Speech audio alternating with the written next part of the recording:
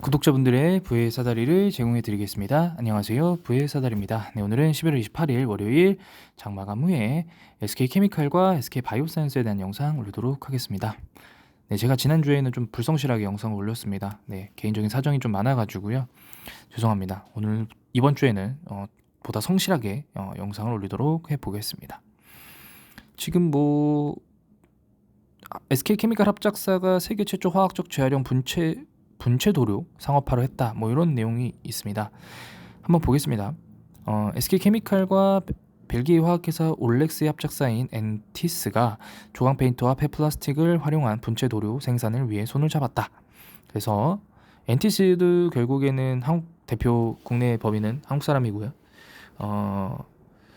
쭉 보게 되시면은 자, 코로나로 잠시 주춤했던 세계 분체 도료 시장은 자동차 부품 산업의 성장을 주도할 전망이다. 이런 내용들이 있고, 그 다음에 김학서 엔티스 대표는 화학적 재활용 기술은 플라스틱 환경 문제를 해결을 위한 솔루션을 주목받고 있다며 지속 가능한 사회로의 전환을 앞당길 수 있도록 플라스틱 순환 생태계 구축에 노력할 것이라고 강조했다. 양성화 조광포인트 대표는 최근 도료업계에서도 ESG 경영을 통한 비즈니스 모델 중요를 가지고 있기 때문에 환경 친화적 기술의 지속적 연구 개발과 브랜드 포트폴리오의 확대로 경쟁력을 강화해 날 것이라고 밝혔다. 이런 내용들이 있습니다. 제가 계속적으로 말씀을 드리지만 SK케미칼은 본 사업에 대한 어떤 진심이 있습니다. 네, 전혀 문제가 없고요.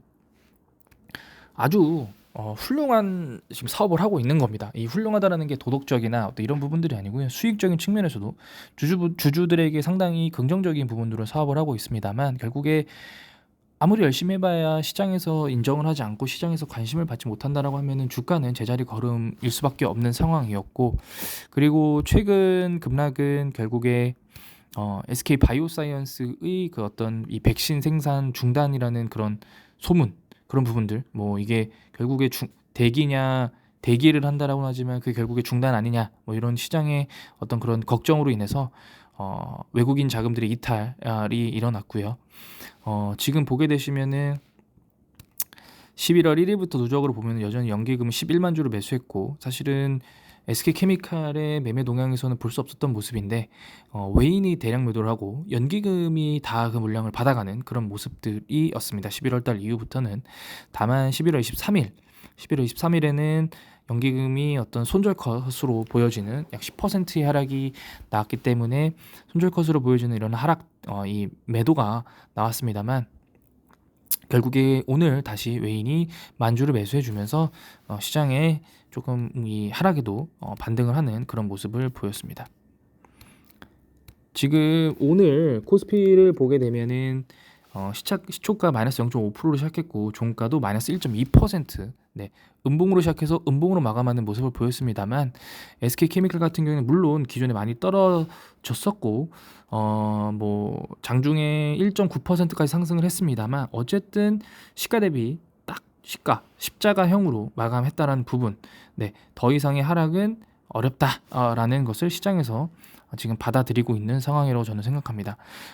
추가적인 시장의 하락이 나온다고 하더라도 다시 7만 원대로 떨어지기는 물리적으로 불가능할 것 같고, 물론 불가능하다고 하더라도 갑자기 삼성전자가 30%씩 빠지는데 SK케미칼이 안 빠질 일은 없겠습니다만, 우리가 통상적으로 바라봤을 때 그 정도의 하락은 조금 희박해 보이고, 현재 SK바이오사이언스, 그러니까 나올 만한 악재들 다 나왔습니다.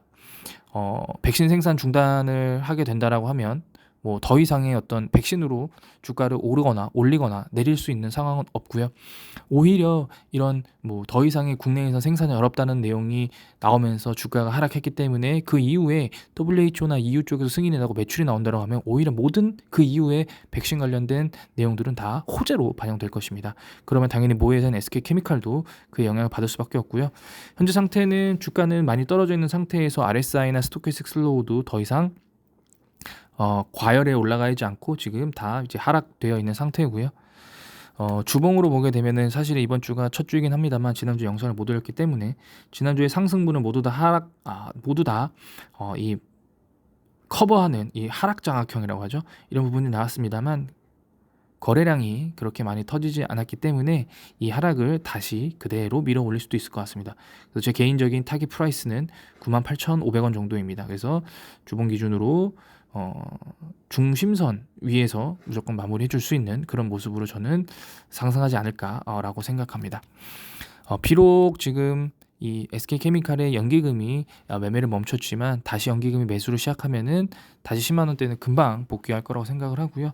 오히려 이제는 내년도 뭐 그 배당이 얼마나 나올지 궁금해하실 텐데요. 사실은 뭐 우리가 아무리 배당이 많이 나온다고 하더라도 시가 배당률 뭐 5% 이상은 쉽지 않아 보이는 것도 사실이기 때문에 뭐 7% 이렇게 사실 배당 좋은 종목도 많죠. KTNG나 금융주나 그랬기 때문에 배당보다는 사실은 이 회사가 어떤 사업을 영위해 나가고 있고 어떤 사업에서 매출이 많이 나온지 요거를 조금 더 포커스해서 보시면 좋을 것 같습니다.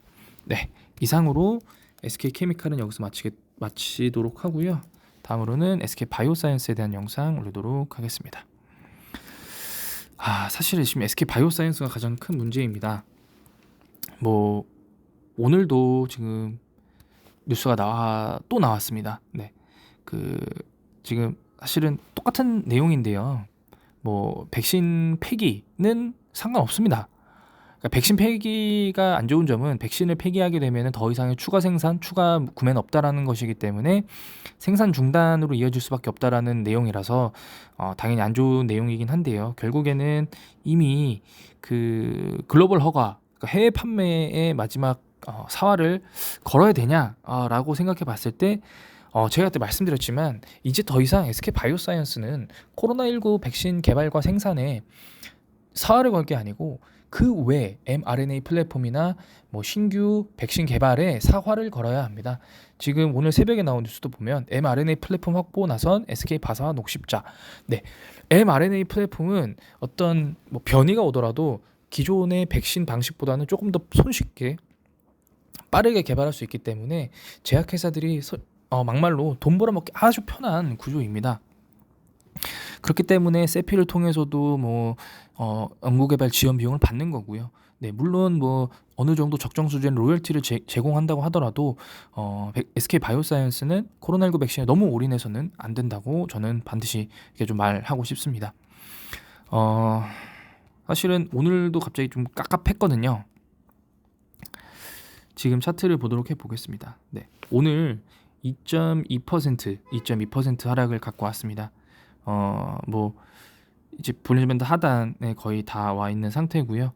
뭐 그럼에도 불구하고 공모가 이하로 떨어질 가능성은 희박합니다만 어쨌든 최근에 코로나 확진자 증가로 인한 어떤 기대감으로 주가가 올랐습니다만 백신 생산은 더 이상 못할 것 같다라는 또 뉴스로 다시 급락을 그대로 뱉어내고 있는 상태입니다.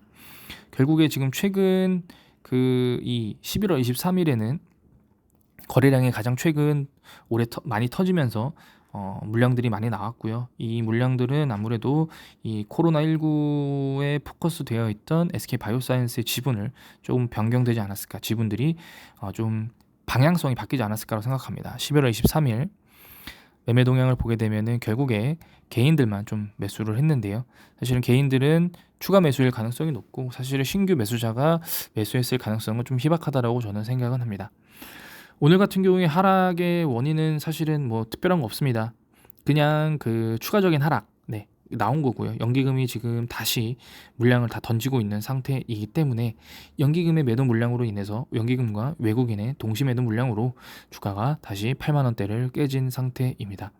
결국에 SK바이오사이언스가 반등하기 위해서는 세 가지의 요소밖에 없습니다.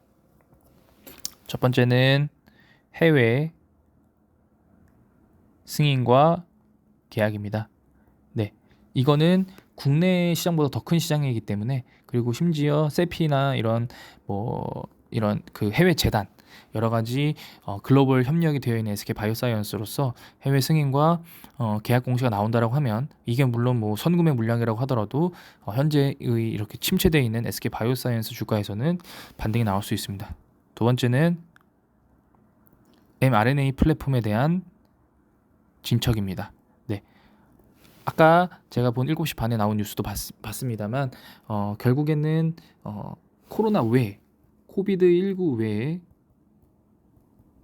백신 개발에 대한 어떤 진척도 이런 부분들이 나온다라고 하면 뭐 차세대 폐렴구균 백신이라던가 아니면은 뭐 여러 가지 백신들, 그 다음에 이런 내용들이 개발에 대한 진척 현황이나 사업 현황들이 나온다라고 하면은 또 주가도 반등할 수 있을 거라고 생각합니다. 세 번째는 M&A입니다. 사실 M&A는 제가 몇 주 전부터 말씀드렸지만 생각보다 물론 SK 바이오사이언스가 코로나19로 벌어들인 돈이 많습니다만 그럼에도 불구하고 어떤 대형 M&A, 빅딜을 할 정도의 현금은 많이 보유한 것 같지 않다. 고금리 시대에 현금도 많이 필요하고 SK 바이오사이언스는 인력도 많이 늘렸고 연구 개발도 많이 하고 있는 상태이기 때문에 그런 데 집중을 둬야 되는 상황인 것 같다. 그럼에도 불구하고 빅딜을 통해서 SK 바이오사이언스가 어떤 글로벌 완전체 제약 바이오 회사로 성장하게 되고 발돋움하게 된다고 하면 그것 또한 시장에서 그대로 긍정적인 부분으로 받아들일 가능성이 높습니다. 이 세 가지 요소들이 반드시 진행되는지를 지켜봐 주셔야 될 것 같고요. 대차장고는 그 이후 계속 늘어나 다시 600만 주로 돌파를 했습니다. 아무래도 코로나19 생산 중단에 대한 그런 리스크를 다들 이제 숏을 치기 위해서 들어온 것 같고요. 공매도 현황을 좀 보면 그 이후에 이 공매도 대차전거 늘어나는 시점부터 공매도가 다시 두 자릿대로 돌아섰습니다.